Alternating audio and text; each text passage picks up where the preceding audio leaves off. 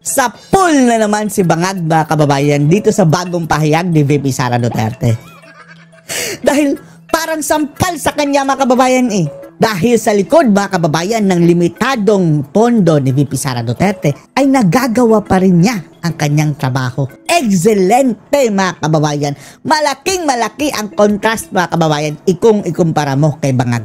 Kung gaano kabulok si BBM, mga kababayan, ay total opposite ito kay Sara. Dahil napaka-efficient ng trabaho niya. Kung ganito lang sana, mga kababayan, magtrabaho ang ating Pangulo, hindi sana tayo nagkakandaletse-letse ng ganito. Panoorin niyo po ha, panoorin niyo po. Mga kababayan, patuloy tayong lalaban sa kasakiman ng kasakiman under Marcos administration, mga kababayan. Mga iilang mataas na opisyal ng mga iilang matataas na opisyal, partikular na ating Pangulo. Ating pamahalaan.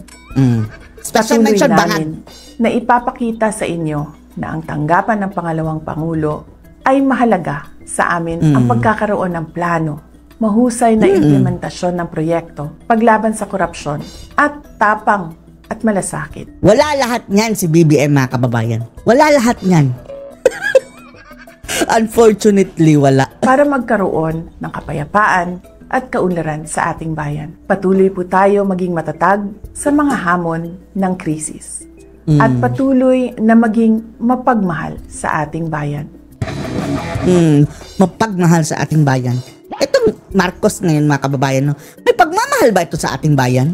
Parang wala talagang pakialam, mga kababayan, di ba? Walang paki. Assalamualaikum warahmatullahi wabarakatuh. Madayaw, Assalamualaikum warahmatullahi. Magandang araw sa inyo lahat. Ngayong araw, ibabahagi ng Office of the Vice President sa inyo ang naging resulta ng taus-pusong serbisyo at katapatan sa bayan. December 1. Ito ang report kay VP Sara, mga kababayan. Report na kanyang trabaho. Buong taon ng 2025. Medical and burial assistance. Alam nating malaking hamon ang pagkawala ng pondo para sa ating social services ngayong taon. Ngunit sa bawat krisis na hinaharap ng ating kababayan, kailangan ng gobyerno ng matatag na solusyon. Hindi kami pumayag na maging dahilan ang kakulangan ng budget para maputol ang serbisyo. Anong sabi ni Dilima? Zero budget daw si Sara. Sa halip, nakipagtulungan kami sa ibang ahensya ng gobyerno at nagtagumpay na makakuha ng alternatibong pondo. Dahil dito, nananatiling bukas ang ating assistance windows nitong taong 2025. Nakapagbigay tayo ng tulong sa 4,643 na Pilipinong may karamdaman. At nakatulong ang ating burial assistance sa 1,377 beneficiaries. Ito ang pruweba na kung may puso at paninindigan para maglingkod, laging may paraan para tulungan ang ating mga kababayan. Disaster relief and relief for individuals in crisis and emergencies program. Ang OVP ay laging handa sa panahon ng krisis. Laging handa. Ang ating Disaster Operations Center ay patuloy na naghahatid ng agarang tulong. Sa kabuuan, umabot sa 73,054 na pamilyang Pilipino na naapektuhan ng kalamidad ang ating natulungan. Limitado pa yan ang budget, mga kababayan. Umabot na 73,000, mga kababayan. Meron sigurong mga nag-donate, mga kababayan, kay VP Inday, Dahil yung 700 million, di ba? 700 million na kanya, mga kababayan, pondo. Tapos 73,000 ang natulungan, mga kababayan, sa relief operations. Relief pa lang yan, ha? Ang dami pa niya mga assistants, mga kababayan. Isipin nyo na lang. Kung nangurakot si Sara, mga kababayan, wala sanang natulungan. Kabilang dito ang 9,129 na pamilyang katanggap ng donated items.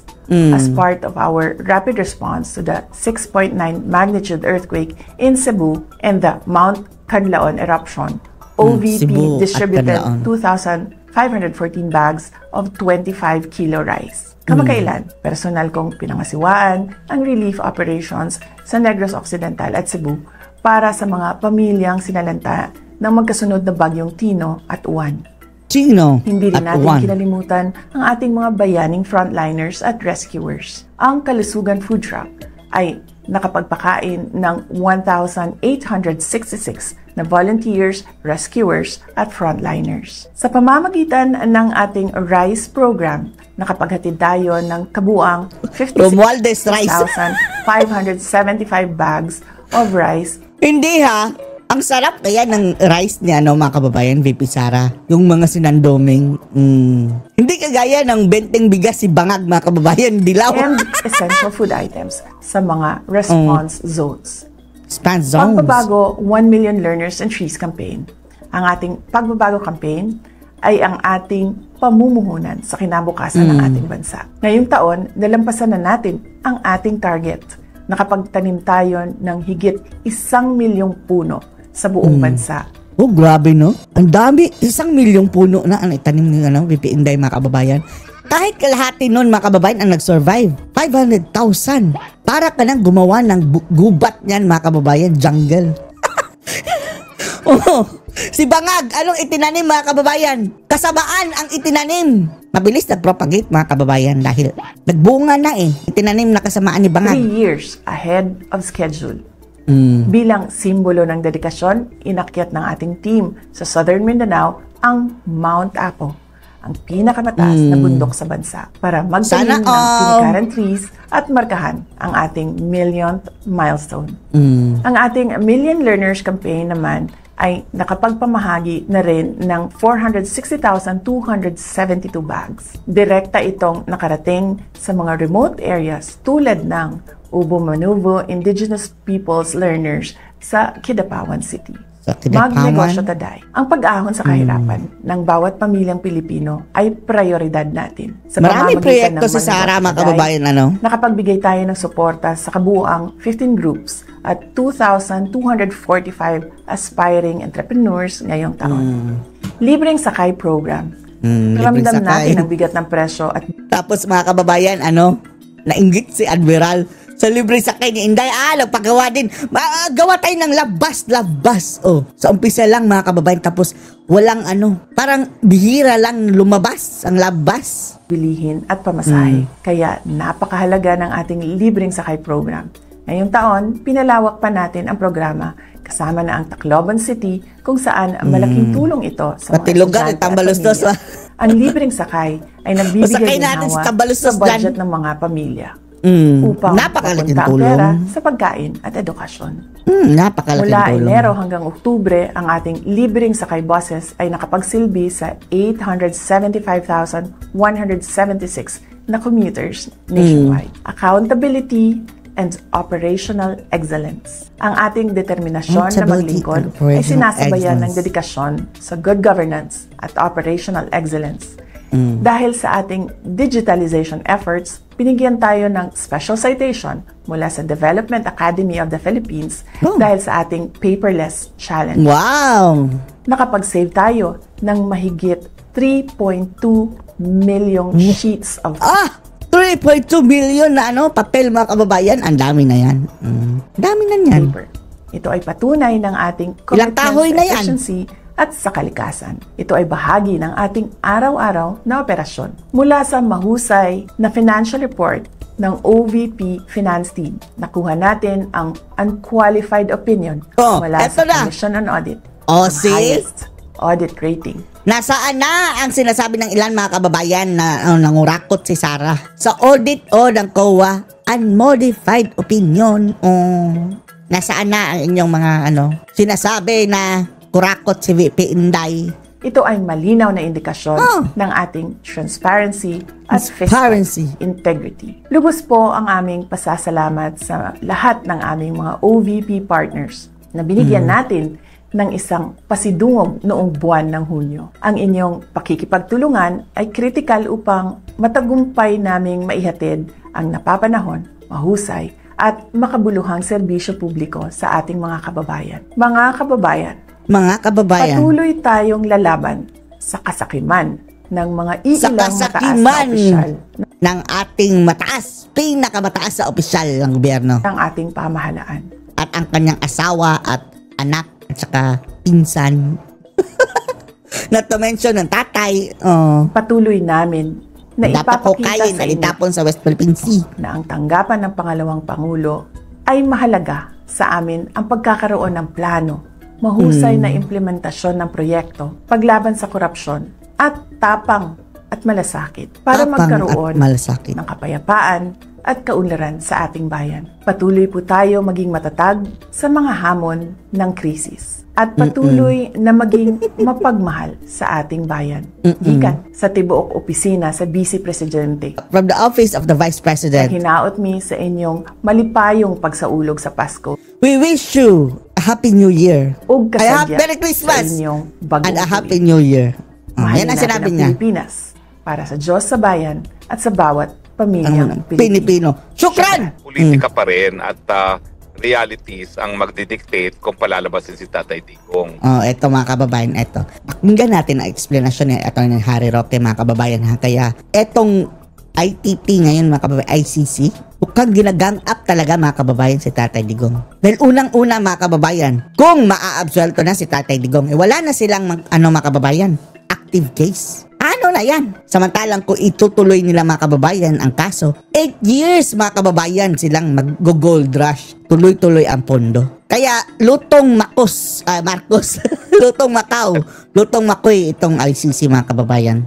Salita na kasi yung ambassador ng Japan, yung huling Assembly of State Parties ng ICC, na bilang pinakamalaking donor ng ICC, hindi sila maligaya na puro acquittal ang Ano ba yan, Japan? Bakit wrong timing ba, mga kababayan, na sinabi niya yan na hindi sila masaya na puro acquittal?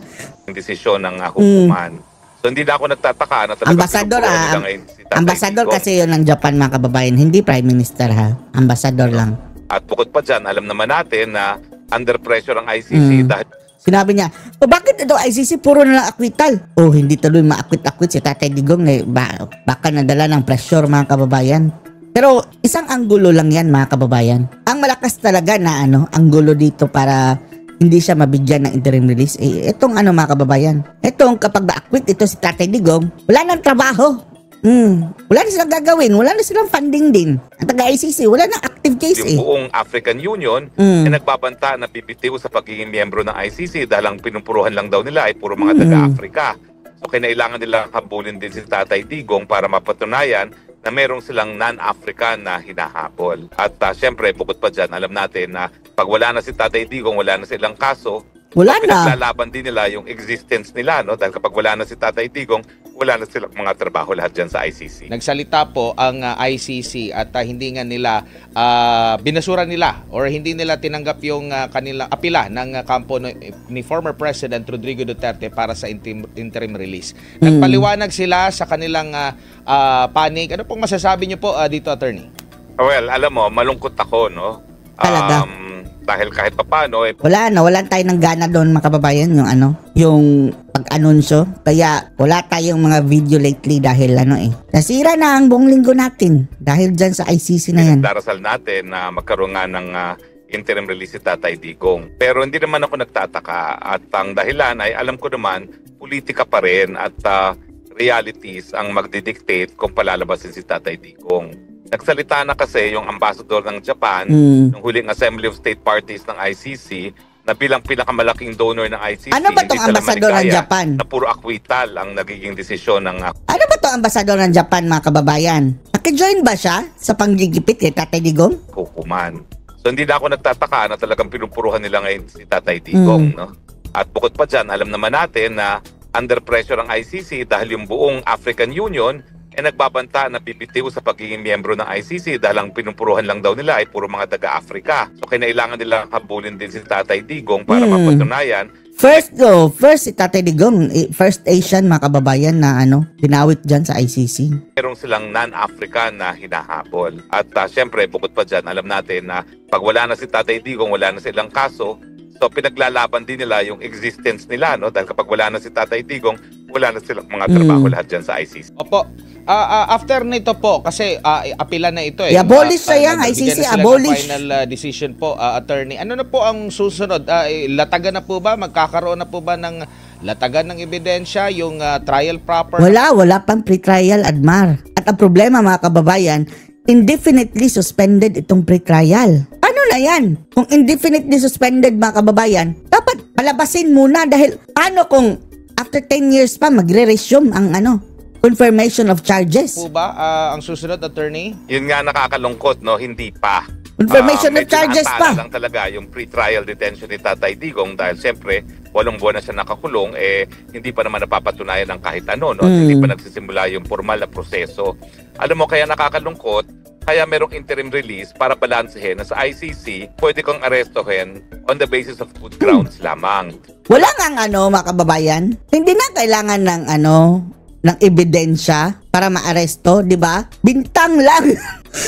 O gumagamit pa sila mga kababayan ng mga media clippings, pati chismis ng media. Sapat na sa kanila mga kababayan para maaresto. Wala pang probable cause, pwede ka na arestuhin dahil ang probable cause, yan parang yung hahanapin pag nagkaroon na ng confirmation of charges. Kaya nga dapat, kung susundin mo yung patakaran ng mga naunang international tribunals, gaya ng Tribunal for the Former Yugoslavia at saka Rwanda, halos automatic ang pagka-grant nila ng interim release kasi wala pa namang mabigat na ebidensya laban sa mga nasasakdal.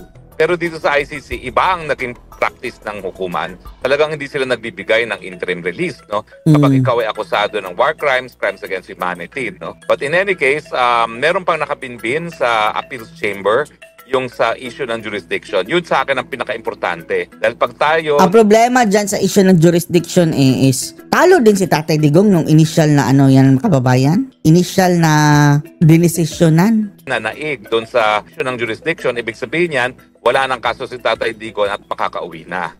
At ako naman, dahil minsan na talo siya dati niyan issue ng jurisdiction na nagkaroon ng 3-2 decision. Sana bumaliktad na isa. Paano kung baliktad? Yung pabor pa ang makukuha sa atin mga kababayan. Dati-rati unanimous mas malakas ang laban natin kasi dito sa issue ng interim release, palagi silang unanimous, no? Pero sa tingin ko, dito sa issue ng jurisdiction, may konti tayong laban dyan dahil nung unang decision kaunti nga lang. 3-2 ang naging butuhan. Problema, kaunti ang ating laban. Meron po pahihig dito si Attorney Kaufman. Ang sabi, meron pa daw inaantay isa pa sa yan si medical Kaufman. evaluation kay dating President. Parang something is wrong with that girly thing. Girlish ba daw si mga kababayan, si Kaufman? Wala natin na. Totoo ba yung talagang nag-connection siya kay Imelda mga kababayan, naging kliyente niya? Next month and will reintroduce its request to release a man who is 80 years old and as a result of debilitating physical and cognitive conditions is incapable of flight or as alleged threat to witnesses, attorney. Well, opo, nakabinbin din yan, pero sa akin ang pinaka-importante yung jurisdiction. Kasi yung jurisdiction, kahit anong estado ni Tatay Digong, dahil yan ay isang issue of law, dapat yan malinaw na wala talagang jurisdiction na sa aking pag-iisip naman ay malinaw yan. Etong di ba mayroong sa Korte Suprema mga kababayan? Dapat itong Korte Suprema, umaksyon na dyan mga kababayan, nang sa gayon, mayroon tayong ipakita mga kababayan doon sa ICC na, bawal itong ginawa nila. Bawal itong ginawa. Hindi dumaan sa local court. So, syempre, nakabinbin pa rin yung issue ng fitness to stand trial. Pero again, if you go by the record of the ICC, wala naman silang binibigyan. Wala pa silang nabibigyan ng desisyon na dahil wala pa nga stand trial, yan ang delikado panandalian na ititigil ang paglilitis. Sa Tribunal for Rwanda, merong isa. In fact, nakakulong kasama ni Tatay Digong dyan sa kaparehong kulungan, no? Na wala na talagang pag-iisip. Wala na. Completely zero na siya, no? Zero. Dahil nga sa Alzheimer's. At ang nangyari lang is nananatili siya sa kulungan kasi ayaw siya tanggapin ng Rwanda at walang ibang bansa na gusto magbigay sa kanya ng interim release. Pero dito sa ICC, ang track record pa rin, wala silang binibigyan ng order na kinakailangan magkaroon ng permanent na yung adjournment dahil sa yung lack of standing, no, yung inability to stand trial ready. Just going by the track record. Opo. Kasi kanina naman binanggit din ni Kaufman na wala talaga nabibigyan ng interim release sa ICC. Na totoo naman yan at matagal ko nang sinasabi yan. Pero syempre, bakit mga kababayan parang confident siya nung in-interview siya? Na I'm pretty confident na magbibigyan interim release and ma-release PRD as soon as possible. Patawa-tawa pa siya tapos ngayon, wala ni isang tumama. Kahit ano ang track record sa ICC, patuloy pa rin tayo nagdadasal, no? Para sa kalayaan ni Tatay Digong. Opo. After po nung pagbabasa ng desisyon ng ICC sa apela ng interim release ni former President Rodrigo Duterte, siguro mga ilang oras ngayong gabi lang, naglabas din po ng kautusan ng Supreme Court, attorney. Di ko alam kung nabasa nyo na po ito. Yan, pero ang pinakabuod nito, ito. Pero wala pa yun eh. Hindi pa yung desisyon, mga kababayan. Pinasagot lang ang mga bangag. Kung maalala nyo po, siguro within the day na inaaresto si Pangulong Rodrigo Duterte, di ba? Naghain po ng habeas corpus na petition, no? Yung relatives ni dating Pangulong Rodrigo Duterte. Na humihiling sa Korte Suprema na yun nga doon sa pag-question nila. At ngayon, nagbigay ng direktiba ang Supreme Court sa Malacanang at iba pang mga cabinet officials, involved cabinet officials, na magsumite ng kanilang komento tungkol nga sa inihaing petisyon na attorney. Anong basa niyo? Komento. Magpapalusot na naman niya ang mga bending dalo, mga kababayan. Well, unang-una isa po abogado dyan, no? Isa daw siya sa mga abogado. Kami po naghain ng hindi lang certiorari, kundi habeas corpus. No? At nakakalungkot nga na hanggang ngayon, walang kahit anong aksyon ng Korte Suprema, baka pinapakomento na nga yung mga respondents. Pero sa akin, sayang talaga yung pagkakataon na yun dahil pati naman yung issue kung mayroong jurisdiction ng hukuman, sang-ayon mismo sa Rome Statute, dapat lokal na hukuman muna ang nagdesisyon. Dahil nga dapat hinarap muna sa lokal na hukuman si Tatay Digong bago sinurrender sa ICC. So sa akin, dahil nga habeas corpus and certiorari ang hinain namin, pagkaroon ng desisyon, dahil po pwedeng maulit, no, yung ginawa kay Tatay Digong. At talagang uulitin yan kay Bato. Dating kay Senator Bato, at kinakailangan magdesisyon ang Korte Suprema kung talaga bang may jurisdiction pa nga ang ICC sa Pilipinas or wala. Opo. Nababasa ko sa mga komento ng mga netizen pag merong mga desisyon ng Korte Suprema, yung iba pa nga after na nung inihain nyo po na habeas petition, sinasabi nila, saglit lang, mas nauna pa itong yung kay dating Pangulong Rodrigo Duterte. Nauna pa. Wala pang desisyon? Ito, late na ito. Sobrang tagal na, mga kababayan. Na supposedly, pwede pa sana nyo, napigilan, mga kababayan, kung nag-decide pa agad ang Korte Suprema? Agad ng hakbang. Pero sa tingin nyo po, attorney, hinog na ba para desisyonan ito ng Korte Suprema sa haba po ng panahon sa malinaw? Lantana nga! Lantana! Hindi hinog. Pero not too late, mga kababayan. Dahil yung writ of habeas corpus, mga kababayan, is provide us the body of this individual. Ano naman yung sinasabi po ng ating mga batas, or tingin nyo po meron ding ikinukonsider iharap sa korte ang body itong Supreme Court, attorney? Well, kasi ang sasabihin ng ilan dyan, it's moot and academic kasi wala na nga sa jurisdiction. Paano moot ang academic na man? Habeas corpus naman yan, mga kababayan. Moot ang academic kung napalaya na, mga kababayan, wala na nasa labas na. Nakakulong pa rin Tatay Digong nasa dahig. Pero sa akin, miski wala ng jurisdiction sa pagkatao ni Tatay Digong, it's an issue involving transcendental importance dahil ang nakasalalay dyan yung soberenya natin. Ang issue is dapat pa bang litisin ang mga di umanong mga krimen na nangyari sa Pilipinas ng ICC ngayong hindi na nga tayo miyembro ng ICC. Bukod pa dyan, meron talagang pangangailangan na bigyan ng linaw ng Korte Suprema kung talaga nga bang may jurisdiction pa ang ICC at kung yung rules on extradition na kailan lang na-promulgate ng ICC ay applicable pagdating sa ICC dahil lang nakasulat dun sa rules on extradition, yan ay applicable kapag bansa ang humingi ng extradition.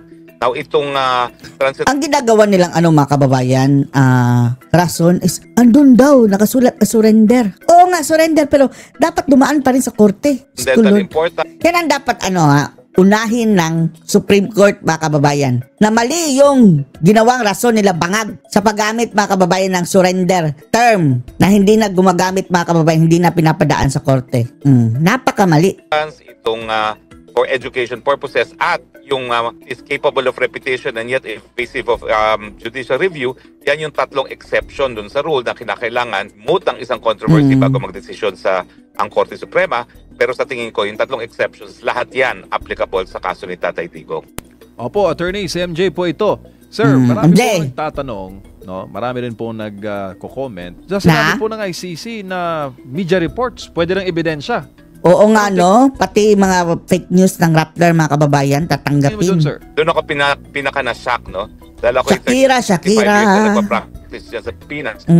Alam niyo naman, itong mga propagandist, itong media sa Pilipinas. So, ang media reports talaga ay walang balor sa atin. Ang media report ay hearsay. Kaya kailangan tumayo talaga mga testigo, hindi lang yung mga reporters na nakaka-informasyon na na wala naman silang personal knowledge, no? So sa akin, nakakalungkot nga, no, na ang issue kalayaan ng isang 80 anyos, pero isa sa naging batayan ng Korte Suprema na mapatuloy pang nakakulong ang 80 anyos na yan ay mga media reports. Kung pagbabatayan ng media mga reports, fake news pa. Dapat ko kayo kausap, no? Dahil dapat daw ako'y arestado na, no, at nakakulong, no? So yan po dahilan naman kung bakit ang hukuman sa Pilipinas ay hindi man binibigyan ng pansin ang mga media reports. Kailangan first-hand personal knowledge. Opo, at pupuntahan ko na po ang iyong paksa, attorney. Ano ho ba ang Ano totoo? paksa Kayo niya? ho ba ay na-aresto? Ano po ba? Hindi. Fake news din yun. Paglilinaw po niyo, Attorney Harry. Marami kasi Ano na yan? Kagaya nito mga kababayan. Nag-fake news sila mga kababayan. Aresto daw si Harry Roque. na kayo po ay napuruhan daw na dyan po sa May ibang... kumalat pa na Oo. pictures na hawak-hawak AI. ng mga pulis. Yes, alas. AI ba yun? generated. AI? Opo. Well, nakakalungkot nga ng mainstream media sa Pilipinas ay gumagawa ng balita na walang verification. Never po ako na-arrest. Ang totoo po niyan, nagkaroon po ng desisyon na ako daw ay dapat pumunta ng Austria dahil according to sa tinatawag na Dublin Rules, ang country Dublin na nag-issue Rules. ng visa ang dapat mag-process ng asylum. At itong Dublin Rules naman ay para lamang maiwasan yung multiplicity of filing of asylum procedure dahil dito naman sa EU, meron silang isang Schengen area, isang political territory na tinatawag. So ako naman, sige, dahil sabi nyo, Austria, pumayag akong pumunta ng Austria, sumakay ako ng eroplano. Pero ang problema kasi, nagkaroon ako ng dalawang operasyon. No? Isa, yung 30 ng Oktubre, at saka yung isa naman, ay yung Lunes lamang. No? Itong linggong ito. At yung dalawa kong doktor ay nagsabi na I am unfit to fly. So nung tinanong ako ng kapitan at ng airport police kung ako ba ay gusto kong sumakay sa flight na yun, ang sabi ko, hindi. Sabi ng mga doktor ko, ako ay unfit to fly. Sinabi naman ng airport police, pero meron din kaming certificate dito sa doktor na kinonsulta ng gobyerno, ay ikaw ay fit to fly. Blood pressure at tinuha. Sabi ko, tinanong nyo ako, bakit ako maniniwala sa ibang doktor na ang naging basahan lang nila na ako ay fit to fly, kinuhanan nila ako ng blood pressure at saka ng oxygen level sa aking daliri. So syempre, dahil tinatanong nyo ako, mas naniniwala ako sa sarili kong doktor na nag-opera sa akin at hindi sa kahit sinong doktor. At dahil dyan, tinanong ako uli, gusto mo bang lumipad? Ang sabi ko, hindi. Kaya pinababa ako ng eroplano. Opo, tsaka alam mo naman, attorney, ang pamahalaan ay nagsasabi mismo na yung passport mo raw ay kanselado na. Ano bang tingin mo dyan? Ay, mayroon pa yung apila. Attorney Harry. Well, wala pong epekto yan sa aking asylum. Kasi nga, dito sa Dublin Rules, dalawang rules. Yung bansa na nag-issue ng visa o di naman kaya yung bansa na una mong pinasukan. Kaya ako nakipaglaban na ang Netherlands ang may karapatan nag-process na application ko dahil yun naman ang una kong pinasukan. Pero ang explanation sa akin, gagamitin lang yun kapag pumasok ang isang asylum seeker na walang passport at walang visa. So for purposes of asylum, hindi kinakailangan ng passport, hindi kinakailangan ng visa. Pagdating naman sa red alert notice, no, hindi kasi yan warrant Red of arrest. alert Pakulo lang notice. ng gobyerno yan nung kinidnap nila si Tatay Digong para magkaroon sila ng basehan na kidnapin nga si Tatay Digong. Pero hindi po yung warrant of arrest. Yan ang pakiusap lamang na arestuhin ng isang tao. Hindi po yung warrant of arrest. At ang isang asylum seeker hindi po pwedeng pabalikin sa kanyang bansa hanggang hindi matapos yung proseso ng asylum. No? Hanggang hindi magkaroon ng desisyon na granted or not granted ang asylum. Ang tawag po dyan ay yung right to non-refoulement. Right to Opo, dito tayo balik non-refoulement. sa Pilipinas. Hold on lang dyan, Attorney Harry Roque, hanggang 2028. June 30. Si Sara na presidente, gagantihan natin sila. Attorney, yung succession na sentro ng debate, marami nagsisilutangan ngayon. Talagang yung mga maiingay, ayaw po talaga na kung sakali mag-resign or kung papalitan ng presidente ay si Vice President Sara Duterte po yung papalit. No? Pati yung kanyang pagsasabi na nakahanda siya or bilang vice-presidente, dapat handa ka na pumalit sa presidente. Tinanong ng media, anong kabulukan tong mga kababayan tong propaganda ni Claire Castro yan Naatak daw mga kababayan si VP Inday na pumalit. Tinanong na nga ng media, mga hudas. Pati yun, kini-question pa, hindi dapat daw yun na banggitin ng pangalawang Pangulo. Hindi, wag Ano nyo na masasabi itanong. Madali lang yan mga kababayan, wag nilang itanong. Kasabot nila ito mga media kasi mga kababayan Rito, ano po ang sinasabi ng batas, attorney? Well, unang-una, yung mga ayaw na mag-succeed si VP Sara kasi wala kayong magagawa. Yan ay nakasaad sa ating Wala saligang kayong batas, magagawa. no? At for as long as hindi natin pinapawalang visa ang ating saligang batas, sa pamamagitan ng isang revolutionary government, siya pa rin ang papalit. At yung mga nagsasabi naman na dapat magpahiwatig si Sara na handa na siyang mamuno, nung siya'y kumandidato nga for Vice President, talaga ang tanging katungkulan niya. Palitan ng presidente pag siya'y natanggal sa posisyon, no? Wala namang ibang trabaho talaga mandato. Batas ang ating Vice Presidente, kundi yan nga po. Sinumpaan niya, mga kababayan wala yan. ang presidente. Pumalit. Anong masasabi niyo dito, mga kababayan? Post your comments below.